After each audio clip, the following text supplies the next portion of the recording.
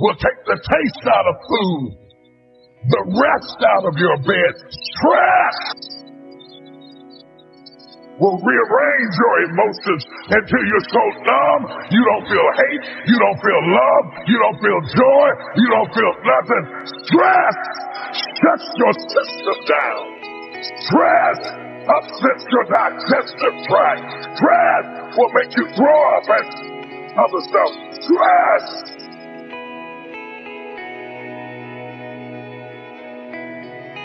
You can't give away what you don't have. Now, it sounds ridiculous, but it's more than what meets the ear as you hear this. You can't give away what you don't have. People who are not good at giving away love can't give away love because they don't have it to give away. If I want to give you a dozen oranges, I can't give you those dozen oranges unless I go out and pick up 12 oranges someplace. Otherwise, all it is just empty rhetoric. And the same thing is true of virtually everything in your life. You can't give away love for others if you don't have love in here to give away. If what you have in here is contempt, if what you have in here is anger, if what you have in here is fear, then these are the things you're going to be giving away in your life. Don't allow your emotions to control you. If you don't discipline and contain your emotions, they will use you. Your mind goes on automatic. Weeds don't have to have any encouragement to grow. You don't have to water them. They don't have to get sunshine. They don't have to have fertile ground. They will grow through the cracks of a sidewalk. But if you want to grow orchids or roses or any kind of exotic flowers, there are special processes and procedures you must go through. You don't have to force yourself or motivate yourself to think negatively, to be depressed, to hate somebody, to want revenge, to want to get back at somebody, to beat yourself up over the head, to feel loaded with guilt. You don't have to make any effort to do that. You've got to be willing to harness your will. Your mind is on automatic. It will do that by itself. You got to find ways to increase your sense of self-appreciation, because if you don't, you're bombarded with negative stuff every day that beats you down, and you will find yourself unconsciously engaged in self-destructive behavior. If you don't program yourself, life will program you. You got to get grounded. You got to train your mind to serve you. Just make up your mind. This is not going to control you. You have got to make a declaration. This is what you stand for. You're standing up for your dreams. You're standing up for peace of mind. You're standing up for health. You want it. And you're going to go all out to have it. It's not going to be easy. When you want to change, it's not easy. If it were in fact easy, everybody would do it. But if you're serious, you'll go all out and say, in spite of this, I'm in control here. I'm going to turn this situation around. I'm not going to sit back and moan and cry over what happened and what went wrong and who did what. I'm going to do something about this situation. Many years ago, I read a book by Terry Cole Whitaker. It was a classic. What you think of me is none of my business. Think of the amount of time that is wasted on negative energy, wondering what other people think of you. What they think of you really doesn't make any difference. It's what you think of you that makes a difference. So, as you go through the day, don't worry about what other people think of you. Just say, I'm all right. I'm God's highest form of creation. So what people tell you doesn't matter at all. It's what you stack. It's what you assemble. It's what you create. It's the habit of what you put in your head. And today I don't blame you, because we got a whole culture that's always blaming somebody else for something in their life. It's truly a scientific fact that when you change the way you look at things, the things you look at change. And now you take this tiny little subatomic particle, and you take it and you put it in a particle accelerator, and you rev up the speed of these things and collide them at 250,000 miles per hour. You collide them, you open up the particle accelerator looking for your source, and guess what's in there? Nothing. No thing. That the dot that began you originated from a field of energy that has no boundaries no beginnings, no ends. It's infinite. It's an infinite potential. And the question that I have for you is, if you can get this, that you didn't begin with that particle because particles themselves do not create more particles. St. Paul put it this way in the New Testament: that which is seen hath not come from that which doth appear. They talked a little strange in those days, right? What that means is that everything that we see in the material world doesn't originate in the material world. It's the spirit that gives life. The flesh counts for nothing. If the shape of your eye can be in an energy field that has no boundaries, no form, no materialness to it, why not the shape of your life? You have got to change the way you think. It is the whole determining factor of where you go in life. We are all where we are today because we thought ourselves to this position. If you don't like the position, think yourself out of it. Your brain is divided into two halves: positive and negative, good and evil. It don't function on nothing else. Ain't no neutral ground in your brain. It's either positive and good or negative and evil.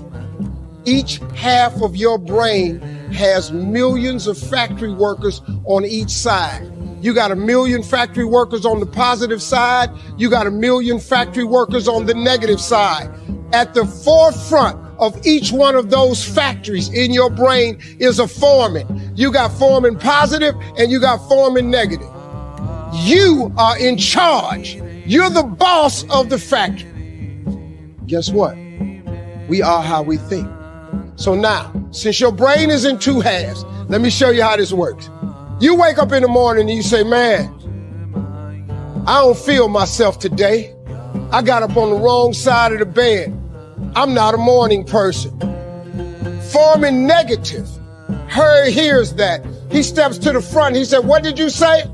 You say, I said I woke up on the wrong side of the bed today. I'm not myself. I'm not a morning person. He says, you got it right away. He said, hey, the boss just woke up and said he's not a morning person. He's having a bad day today, and he ain't feeling himself. Let's get to work. The 1 million factory workers start producing thoughts to justify what you just said. So now guess what? Man, I hate my alarm clock went off this morning. I got to get out here in this traffic. I'm going to drive down here today. I don't even like these people on my job. I can't stand this car I'm finna get in this morning. Sure wish I had a new car, but I'm driving this ragged-ass car. And on and on and on. And your day starts tumbling into what you ordered at the top of the day. You could wake up in the morning and you say, you know what? Today is going to be a great day today. I expect something really good to happen for me today. You said, what did you say? You say, I said I'm having a great day today. I expect something good to happen today. Foreman positive turns around and goes, all right, let me have your attention. Steve's having a great day today. He's expecting some wonderful things to happen. And man, let's get it going. And they start manufacturing thoughts. Same brain. Man, I can't wait to go to work today. It may not be the job I want, but at least I got a job. I'm sure grateful I got a car to drive to work today. Hey man, at least I got a check coming in. I appreciate the fact that I don't have a car, but at least I can walk to the train. Man, this is going to be great today. That's how your mind works 24/7. It never turns off. Change your attitude, you change your altitude. It all depends on how you look at it. Our lives are mostly affected by the way we think things are, not the way they are. The way we think they are affects us most. And Shoaib taught me that the mind is like a factory, a mental factory. And whatever you think about all day long pours ingredients into this mental factory.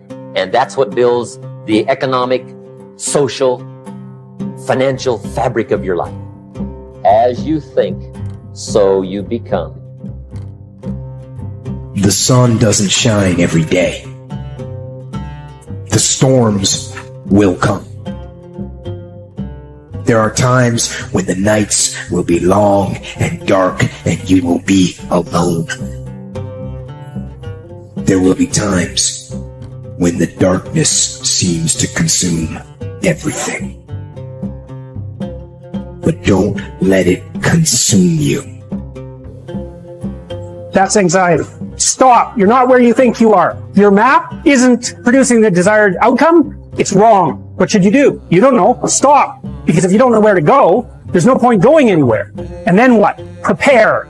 That's anxiety. Stop. Prepare. Well, people hate that because, well, for obvious reasons. Prepare. For what? Everything. Very, very demanding psychophysiological.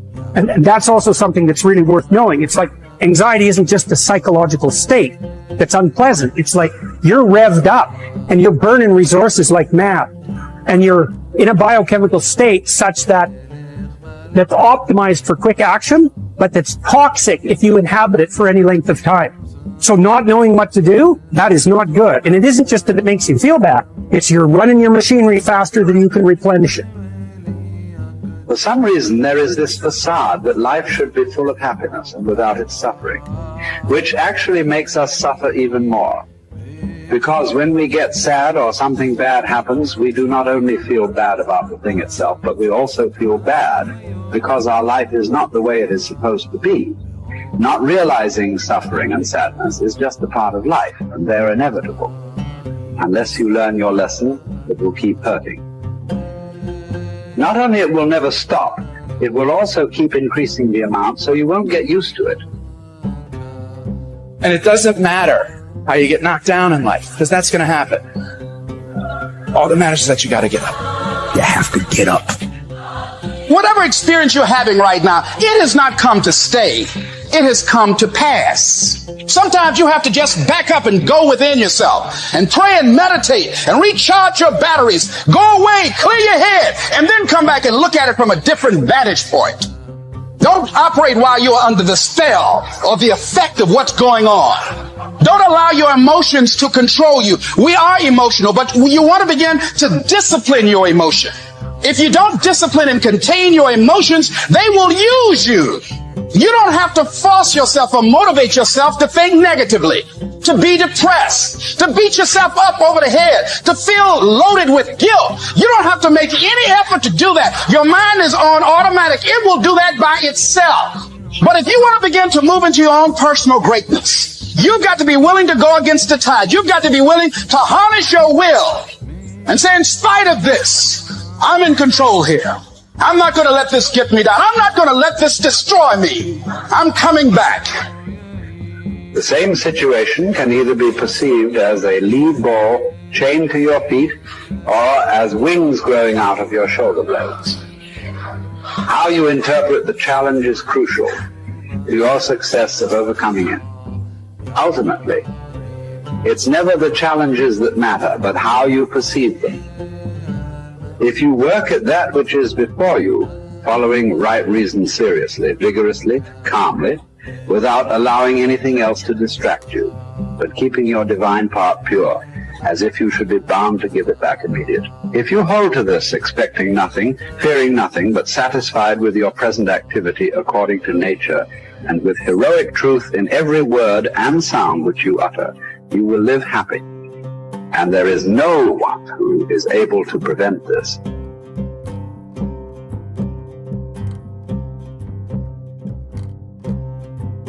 We are all bound by this oath to bear the ills of mortal life and to submit with a good grace to what we cannot avoid.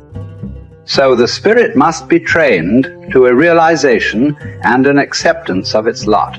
It must come to see that there is nothing fortune will shrink from. There's no ground for resentment in all this. We've entered into a world in which these are the terms life is lived on. If you're satisfied with that, submit to them. If you're not, get out, whatever way you please. The happy man, therefore, is he who can make a right judgment in all things. He is happy who, in his present circumstances, whatever they may be, is satisfied and on friendly terms with the conditions of his life. That man is happy, whose reason recommends to him the whole posture of his affairs. How do you bear the suffering that is at the crux of life without becoming tempted and embittered? That's really, really difficult. Now, someone might point out, go ahead and be bitter, see where that gets you. And if you have any sense, and generally people have at least some, they know that being sick and bitter is worse than just being sick. And that being right, it's worse, but it's very hard temptation to avoid. Sometimes you want to be bitter just out of spite, in some sense, because things are so terrible. All you've got left is your willingness to shake your fist, and say, well, really? Is this like this many poisonous snakes? Really? That's like, maybe I could have learned with just 1 or 2, not 100. But we're all stuck with that. And I think we're stuck with it at every level of our life, in some senses. How do we maintain a high order moral orientation in spite of suffering and malevolence? Do you think that the man has any thought of mending his ways who counts over his vices as if they were virtues? Therefore, as far as possible, prove yourself guilty, hunt up charges against yourself, play the part first of accuser, then of judge, last of intercessor. At times be harsh with yourself. Set yourself free for your own sake. Gather and save your time, which till lately has been forced from you, or filched away, or has merely slipped from your hands. Make yourself believe the truth of my words. That certain moments are torn from us, that some are gently removed, and that others glide beyond our reach. The most disgraceful kind of loss, however, is that due to carelessness.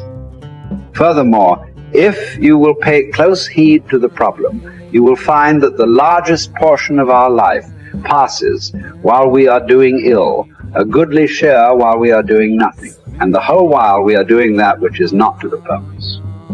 What man can you show me who places any value on his time, who reckons the worth of each day, who understands that he is dying daily? For we are mistaken when we look forward to death. The major portion of death has already passed. Whatever years be behind us are in death's hands. We should not manifest surprise at any sort of condition into which we are born, and which should be lamented by no one, simply because it is equally ordained for all. Yes, I say equally ordained, for a man might have experienced even that which he has escaped. And an equal law consists not of that which all have experienced, but of that which is laid down for all. Be sure to prescribe for your mind this sense of equity. We should pay without complaint the tax of our mortality. If you're looking for certainty, the reality of suffering is certain. I mean, what do you accept as evidence above all else? That's a good question. That's a hard question. But I would say pain is up there. It's very difficult not to believe in the reality of your own pain. It's somewhat easier not to believe in the reality of other people's pain. That's not so easy either, but your pain seems to be undeniably real. And so it does beg a question, which is, if pain is undeniably real, is that which overcomes pain even more real? And I think that's, in some sense, that's the idea that lurks behind the idea of the resurrection.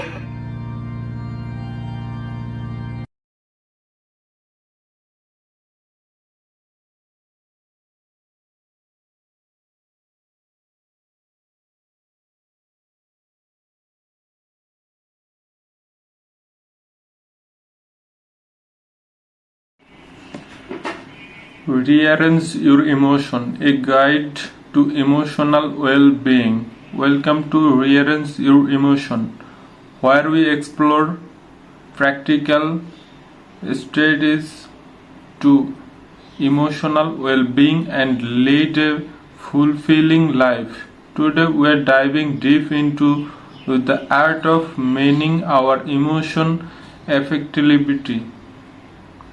Emotions are a fundamental part of being human, but sometimes they can feel overwhelming. However, by understanding them better and learning how to navigate them, we can create a healthier relationship with our emotion. Let's start by visualizing emotion on a spectrum.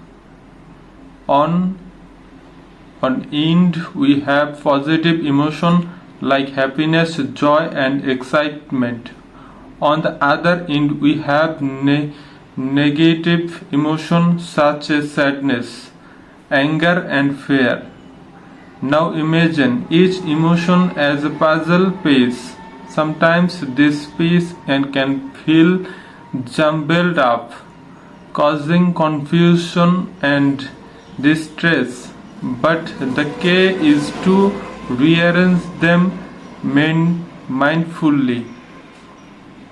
One powerful way to rearrange our emotion is thought mindfulness practices. By grounding our lives in the present moment, we can observe our feelings without judgment and respond to them more skillfully.